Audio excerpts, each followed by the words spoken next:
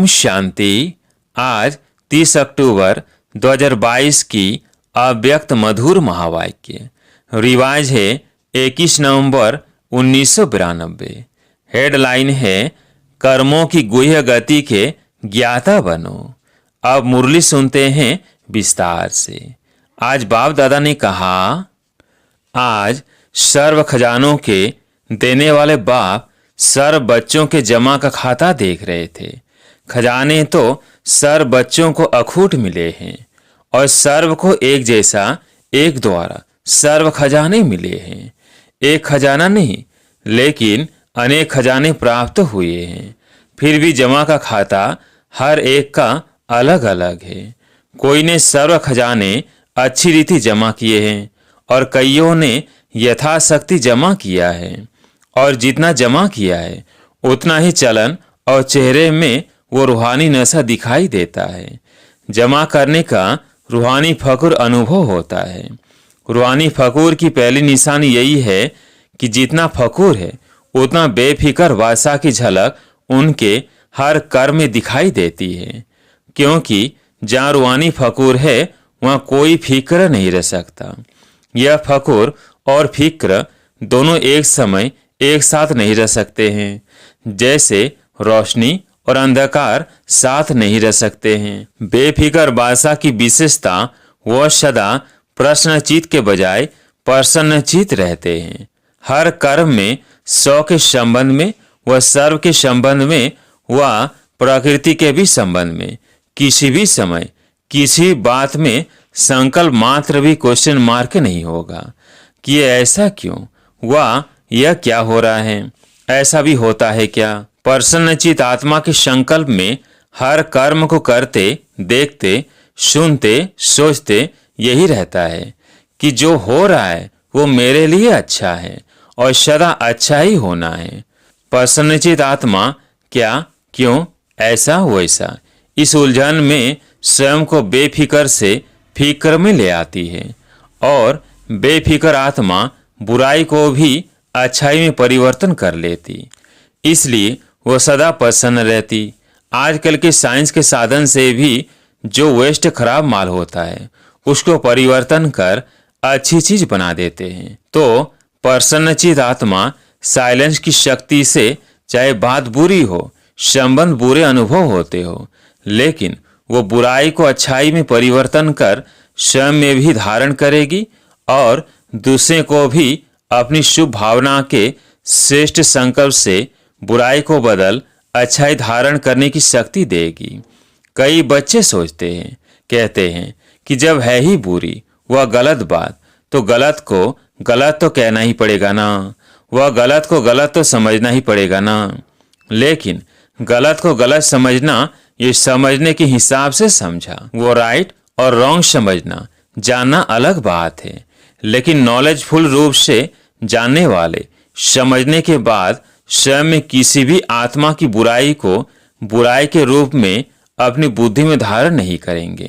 तो समझना अलग चीज है, समझने तक राइट है, लेकिन स्वयं में वह अपने चित्त पर, अपनी बुद्धि में, अपनी वृत्ति में, अपनी वाणी में दूसरे की बुराई को बुराई के रूप में धारण नहीं करना है। समाना नहीं है, तो समझना और धारण करना इसमें अंतर है। अपने को बचाने के लिए कह देते हैं कि यह है ही रॉन्ग, रॉन्ग को तो रॉन्ग कहना पड़ेगा ना। लेकिन समझदार का काम क्या होता है? समझदार अगर समझता है कि यह बुरी चीज है तो क्या बुरी समझते हुए अपने पास जमा करेगा, अपने पास अच्छी रीति संभाल कर रखेगा, छोड़ देगा ना। यह जमा करना ही समझदारी है, यह समझदारी है। और सोचो, अगर बुरी बात व बुरी चलन को स्वयं में धारण कर लिया तो क्या आपकी बुद्धि, वृत्ति, वाणी सदा संपूर्ण स्वच्छ मानी जाएगी? अगर जरा भी कोई डिफेक्ट व दाग रह जाता है, किचड़ा रह जाता है, तो डिफेक्ट वाला कभी परफेक्ट नहीं कहला सकता, प्रसन्नचित नहीं रह सकता। अगर कोई की बुराई चित्त पर है तो उसका चित्त सदा प्रसन्नचित नहीं रह सकता, और चित्त पर धारण की हुई बातें वाणी में जरूर आएंगी, चाहे एक के आगे वर्णन करे, चाहे अनेक के आगे वर्णन करे, लेकिन कर्मों की गति का गूढ़ रहस्य सदा सामने रखो। अगर किसी की भी बुराई व गलत बात चित्त पर रखने के साथ वर्णन करते हो तो ये व्यर्थ वर्णन ऐसा ही है जैसे कोई गुंबज में आवाज करता है तो अपना ही आवाज और ही बड़े रूप में बदल अपने पास ही आता है। गुंबज में आवाज करके देखा है?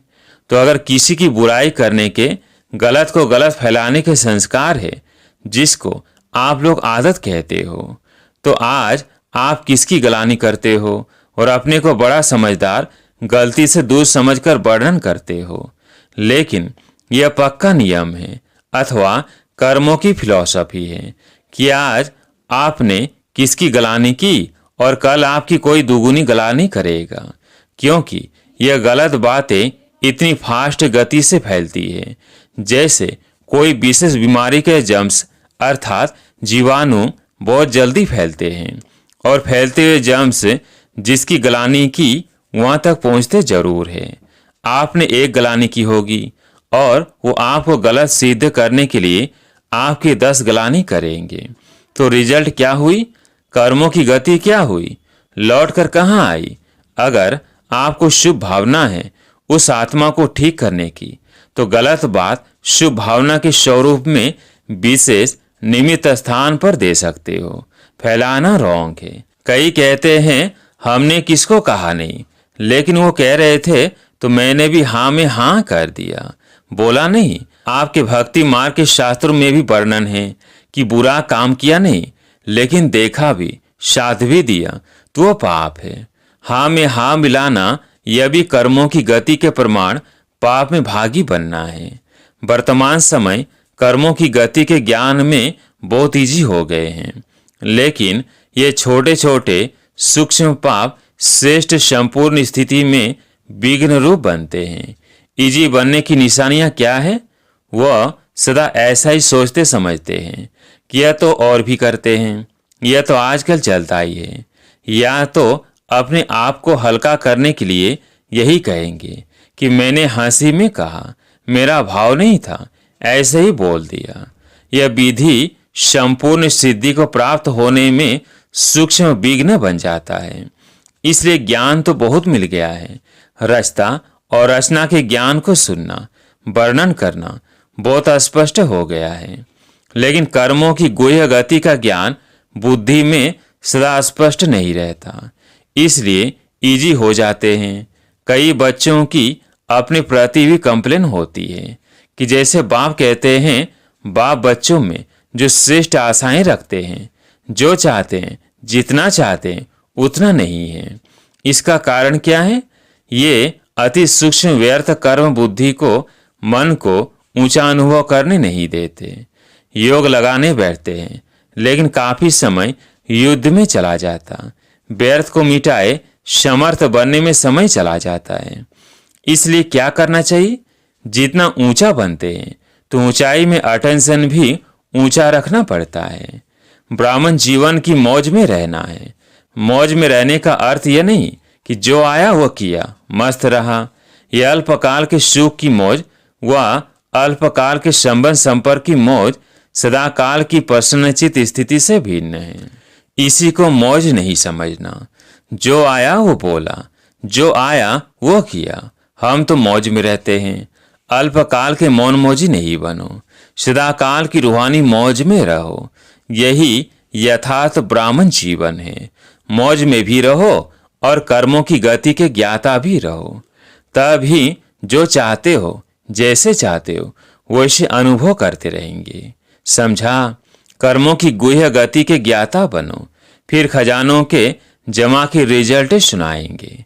अच्छा, चारों ओर के फिक्र से फारिग बेफिक्र बासा आत्माओं को सदा प्रसन्नचित विशेष आत्माओं को सदा स्वयं प्रति और सर्व आत्माओं प्रति श्रेष्ठ परिवर्तन शक्ति को कर्म में लाने वाले कर्मयोगी आत्माओं को सदा रचता रचना के ज्ञाता और कर्म फिलॉसफी के भी ज्ञाता ऐसे ज्ञान स्वरूप आत्माओं को बाप दादा का याद प्यार और नमस्ते। दादियों के साथ मुलाकात। वर्तमान समय किस बात की आवश्यकता है? कर्मों की गुह्य गति का ज्ञान मर्ज हो गया है, इसलिए अलबेलापन है। पुरुषार्थी भी है, लेकिन पुरुषार्थ में अलबेलापन आ जाता है, इसलिए अभी इसकी आवश्यकता है। बाप दादा सभी की रिजल्ट को देखते हैं। जो चल रहा है वो अच्छा है, लेकिन अभी अच्छे तो अच्छा बनना ही है। बिजी रहना पड़ता है ना। ज़्यादा समय बिजी किस में रहना पड़ता है? किस बात में ज़्यादा समय देना पड़ता है? चाहे आप लोगों की अपनी स्थिति न्यारी और प्यारी है, लेकिन समय तो देना पड़ता है। तो यही समय पावरफुल, शक्तिशाली लाइट हाउस, माइट हाउस बन वाइब्रेशन फैलाने में जाए तो क्या हो जाएगा? संगठित रूप में यही वातावरण हो और कोई बात ही नहीं हो, तो क्या वाइब्रेशन विश्व या प्रकृति तक पहुंचेगा? अभी तो सभी लोग इंतजार कर रहे हैं कि कब हमारे रास्ता व मास्टर रास्ता संपन्न ये संपूर्ण बन हम लोगों से अपनी स्वागत कराते। प्रकृति भी तो स्वागत करेगी ना। तो सफलता की माला से स्वागत करे, वो दिन आना ही है जब सफलता के बाजे बजेंगे। बजने तो है ही ना। अच्छा, दादी चंद्रमणि जी सेवा पर जाने की छुट्टी ले रहे हैं और राउंड बनना ही श्रेष्ठ सेवा है। अच्छा है, चक्कर लगाते रहो। चक्कर लगाने का पाठ बच्चों का ही है। बाप तो अव्यक्त रूप में लगा सकते हैं, साकार रूप में भी चक्कर लगाने का पाठ बाप का नहीं रहा, बच्चों का ही था। अच्छा, अव्यक्त बाप दादा की पर्सनल मुलाकात। विजय माला में आने के लिए तीव्र पुरुषार्थी बनो। सदा तीव्र पुरुषार्थी आत्माएं हैं, ऐसे अनुभव करते हो। जब ब्राह्मण बने तो पुरुषार्थी तो है ही। तीव्र पुरुषार्थी हैं, वैसे पुरुषार्थी है। सुनने और सुनाने वाले को पुरुषार्थी कहेंगे या तीव्र पुरुषार्थी कहेंगे? सुनना और सुनाना, उसके बाद क्या होता है? तीव्र पुरुषार्थी किसको कहेंगे? तीव्र पुरुषार्थी किसको कहेंगे? सुनने वाले को या बनने वाले को? जो माला का 16,108वां नंबर है, वह भी सुनता और सुनाता तो है ही, नहीं तो माला में कैसे आएगा? लेकिन 108 की माला में कौन आएंगे? 108 की माला का नाम है विजयी माला। 16,000 वाली माला का नाम विजयी माला नहीं है। तो सुनना और सुनाना ये मेजॉरिटी करते हैं, लेकिन सुना और बना, इसको कहा जाता है तीव्र पुरुषार्थी। तीव्र पुरुषार्थी 108 है और पुरुषार्थी 16,108 है। तो अपने आप को चेक करो कि तीव्र पुरुषार्थी हैं या पुरुषार्थी हैं। जो है जैसा है वो मेजॉरिटी अपने आप को जान सकते हैं। कोई थोड़े ऐसे हैं जो अपने को नहीं भी जानते हैं, रॉन्ग को राइट समझकर भी चलते जाते हैं। मेजॉरिटी अपने मन में अपने आप को सत्य जानते हैं कि मैं कौन हूँ। इसलिए सदा अपने को देखो, दूसरे को नहीं। अपने पुरुषार्थ को चेक करो और तीव्र पुरुषार्थ में चेंज करो, नहीं तो फाइनल समय आने पर चेंज नहीं कर सकेंगे। उस समय पढ़ाई का समय समाप्त होने पर इम्तिहान के समय पढ़ाई का चांस नहीं मिलता।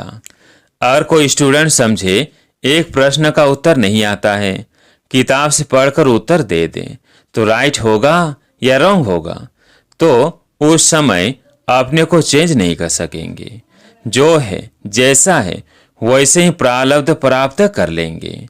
लेकिन अभी चांस है। अभी टू लेट का बोर्ड नहीं लगा है, लेट का लगा है। लेट हो गए लेकिन टू लेट नहीं, इसलिए फिर भी मार्जिन है। कई स्टूडेंट 6 मास में भी पास विद ऑनर हो जाते हैं अगर सही पुरुषार्थ करते हैं तो। लेकिन समय समाप्त होने के बाद कुछ नहीं कर सकते। बाप भी रहम करना चाहे तो भी नहीं कर सकते। चलो यह अच्छा है, इसको माँ से दे दो, यह बाप कर सकता है। इसलिए अभी से चेक करो और चेंज करो। अलबेलापन छोड़ दो। ठीक है, चल रहे हैं, पहुंच जाएंगे, यह अलबेलापन है। अलबेले को इस समय तो मौज लगती है। जो अलबेला होता है उसे कोई फिक्र नहीं होता है, वो आराम को ही सब कुछ समझता है। तो अलबेलापन नहीं रखना, सदा अलर्ट। पांडव सेना होना। सेना अलबेली रहती है या अलर्ट रहती है। सेना माना अलर्ट, सावधान, खबरदार रहने वाले। अलबेला रहने वाले को सेना का सैनिक नहीं कहा जाएगा। तो अलबेलापन नहीं, अटेंशन। लेकिन अटेंशन भी नेचुरल विधि बन जाए। कई अटेंशन का भी टेंशन रखते हैं। टेंशन की लाइफ सदा तो नहीं चल सकती। टेंशन की लाइफ थोड़ा समय चलेगी, नेचुरल नहीं चलेगी। तो अटेंशन रखना है, लेकिन नेचुरल अटेंशन आदत बन जाए। जैसे विस्मृति की आदत बन गई थी ना, नहीं चाहते भी हो जाता है। कि आदत बन गई ना, नेचुरल हो गई ना, ऐसे स्मृति स्वरूप रहने की आदत हो जाए, अटेंशन की आदत हो जाए। इसलिए कहा जाता है आदत से मनुष्य आत्मा मजबूर हो जाती है, न चाहते भी हो जाता है। इसको कहते हैं मजबूर।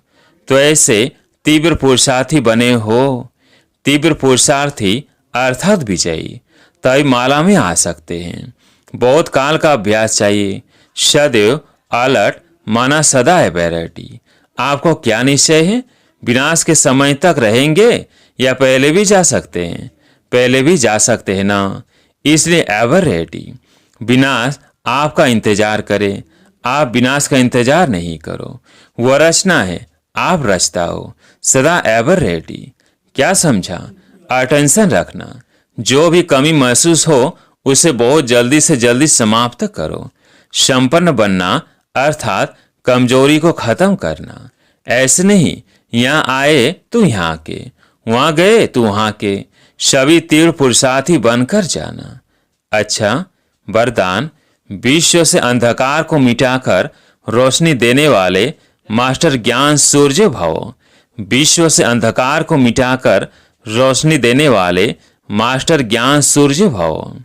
मास्टर ज्ञान सूर्य वह है जो विश्व से अंधकार को मिटाकर रोशनी देने वाले हैं। वो स्वयं भी प्रकाश स्वरूप लाइट माइट रूप है और दूसरों को भी लाइट माइट देने वाले हैं। जहाँ सदा रोशनी होती है वो अंधकार का सवाल ही नहीं, अंधकार हो ही नहीं सकता। जो विश्व को रोशनी देने वाले हैं वह स्वयं अंधकार में नहीं रह सकते। संपूर्ण पवित्रता अर्थात रोशनी, उनके पास अंधकार अर्थात विकारों का अंश भी नहीं रह सकता। स्लोगन। स्वभाव, संस्कार, संबंध, संपर्क में लाइट रहना ही मिलनसार बनना है। स्वभाव, संस्कार, संबंध, संपर्क में लाइट रहना ही मिलनसार बनना है। अच्छा, ओम शांति।